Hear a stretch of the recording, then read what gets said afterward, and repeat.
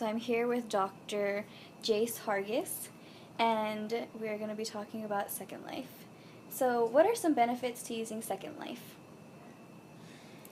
Thanks a lot for the question, and thanks for asking me to be involved in this. As a preface, I do have about 10 years experience working with research specifically on the benefits of education, and even more specifically higher education in virtual worlds, Second Life in particular.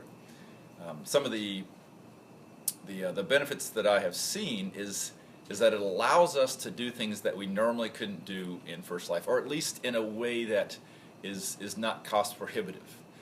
From laboratory experiments to talking to people around the world to all these things that would cost us a lot of money, you may be able to do in an easier, more efficient way in Second Life, gather more data, make more sense of things, and also kind of define some of the laws of nature, of trying to experiment with things and represent our ideas in ways that we normally wouldn't do in First Life.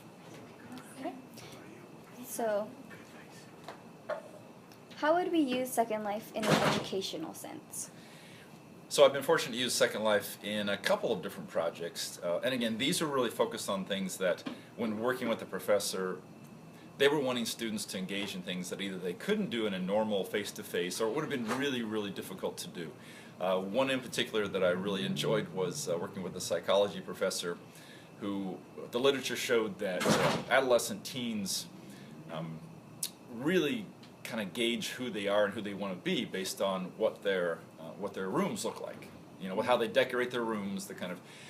And so what we did is we basically built a little island in Second Life, and we set up some rooms and set up some artifacts, and we allowed the higher education students to go into those rooms, decorate the rooms, and then they had an analytical rubric, and they went through and they analyzed each other's, and they kind of made sense of those. And so this is something that would have been really difficult to do in First Life, because you would have needed the posters, the pictures, you would have needed the space, you would have had.